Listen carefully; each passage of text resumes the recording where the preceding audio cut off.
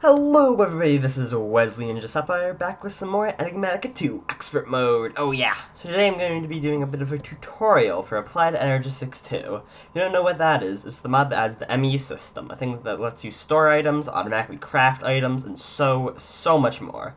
Applied Energistics is one of the most confusing mods out there, but also one of the most powerful. Let's get into it. This is the ME controller. It's normally the hardest part of the ME system to get, because it's the most important. As you can see, it's pretty hard. There's a lot of tough stuff. What it does is that it provides channels to any cables connected to it when powered.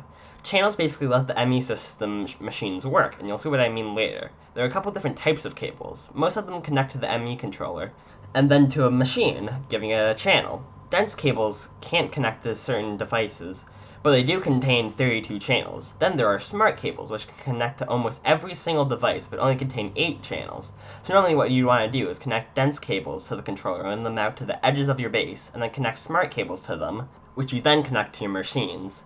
Now that we know some of the fundamentals of ME, let's see how you make your first basic ME system that you can put stuff in and craft stuff in. First, you're obviously going to want your ME controller to supply channels. Next, you're going to want a couple of smart cables. Next, you're going to need an ME drive. There's a machine that costs 1 channel and holds storage cells. I'm using 1K storage cells. This may be confusing, seeing as there are many better cells than this one, like 4K cells, 16K cells, you get the point. The reason why I'm doing this is because none of those hold any more types. You see, types are the real issue in modded playthroughs. They basically count the unique types of items, like an iron ingot is one, iron ore is another, and so on. As you can see, I haven't hit the byte limit on any of these, but I have hit the type limit on a lot of them. Every single one of them that's yellow I've hit.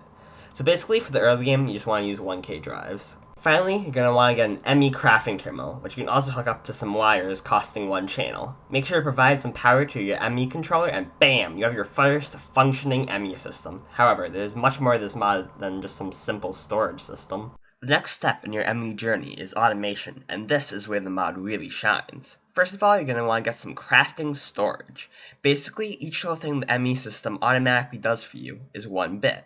1 input into a machine, 1 output from the machine, 1 process inside certain machines, each one counts for 1 bit.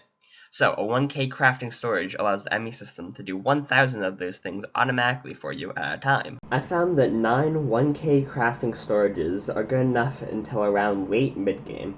Then, you need a couple of co-processing units. While not strictly needed, they help a lot. Without any, the ME system can only automatically do 1 thing at a time.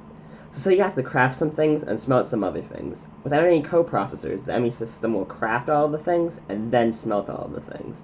With some co-processors, it'll craft and smelt them simultaneously. Each co-processor allows the ME system to do 1 more thing at the same time. The crafting storage and the co-processors combine in a rectangle to form a multi-block that costs 1 channel. You will also want the pattern terminal, and optionally, but I recommend it, the interface terminal. The pattern terminal allows you to create patterns, which is how the ME system knows what to do when auto-crafting things. The interface terminal lets you see all the ME interfaces that are connected to the system. As you can see, I have a lot. ME interfaces let the ME system see into machines and automatically put things in them according to patterns. To get items out of machines, you want import buses. This thing right here. They suck items into the ME system. So now that I've explained what everything does, let me show you the process of automating something with ME. So let's say we want to automate the smelting of osmium. So first I have osmium like ore here. So I put it here on this side. I have it set to the processing pattern. So this is like what items need to go in. Then I take out some osmium and put it in the output so that the ME system knows that that's what it's going to make. I then have a pattern here and encode it to make a pattern for osmium. I then come over to my interface terminal and scroll down until I found the redstone furnace and put it inside the redstone furnace. So now, if we can come over here to our redstone furnace, we can see that inside one of the ME interfaces, there's a pattern for it. So then, you simply have to come over here, and if you middle click on it, like with your scroll wheel, you can see that I can do it. So if I just say, let's make 100, right? I'll assign it to one of these. So as you can see, it's making it right now inside of this, like it's handling all the processing of it and stuff. And then over here, this is smelting it up, and then you can't really see it, but below it, there's an import bus that is sucking it out and putting it into the ME system. And just to reiterate, this whole thing here is connected to the ME system through smart cables and dense cables, as is all of the interfaces over here, and the import bus are all connected with smart wires to this big dense cable, which runs all the way back to the ME controller, which is getting power. Now that I've shown you the basics of the ME system, as well as the basics of automating, I'm going to show you a couple of tips and tricks I've learned, and also walk you through the thought process of automating certain things. So, one very important item to the ME system is the Fluix crystal. However, in order to make this, you have to drop charged Certus quartz, nether quartz, redstone, all that into water, and then have it turn into Fluix crystals. Now this is an automation challenge, because first of all, how do we throw it into the water? And second of all, how do we get back just the Fluix crystals, nothing else? Well, that's where this comes in. This is the open crate from Botania. If you don't have this, you can just use a dispenser and then a redstone clock. This open crate is super nice. It has no noise, no hassle, it's perfect.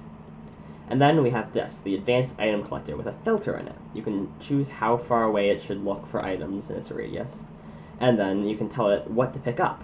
It picks up just the Fluix, which then goes into this chest, which then has an import bus, which then connects back to the ME system. Now, this next tip is a super big one. It helps cut down on costs and hassle while automating things. Here we see 5 advanced inscribers. Each one has just like one thing that needs to go in them. Like this one needs silicon, this one needs gold, etc.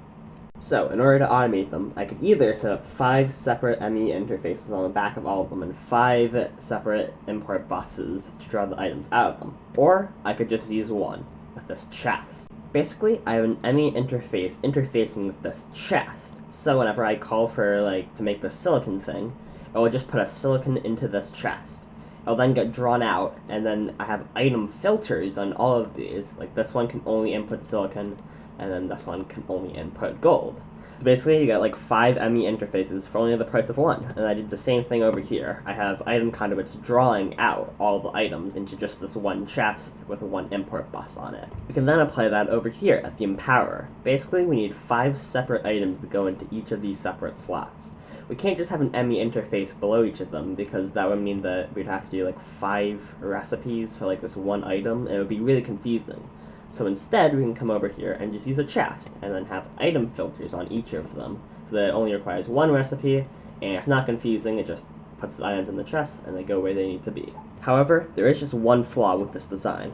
Say we had 2 different patterns in here, one for this empowered void crystal, and one for the empowered redstonia crystal. If we told it to make both of those, then it would put all of the items in here at the same time, and the item filters, they wouldn't really know what to do with all of those items. So instead, we can use the setting in the ME interface called the blocking mode. Basically what it'll do is it'll make it so that it can't put any more items into the chest until all of its items are already gone. So it would put in the void crystal block materials first, and then once all of those are gone and have already been used up, then it would put in the redstonia crystal stuff, which is really helpful. So yeah guys, that was my Applied Energistics 2 tutorial. I hope you enjoyed. If you have any further questions, make sure to ask me in the comments. I'd love to help. Hopefully I'll be coming out with some more Enigmatica tutorials or episodes in the future. I've been having a blast with this mod pack. So yeah, have a wonderful day everyone, take care, and I'll see you in the next one. Bye bye!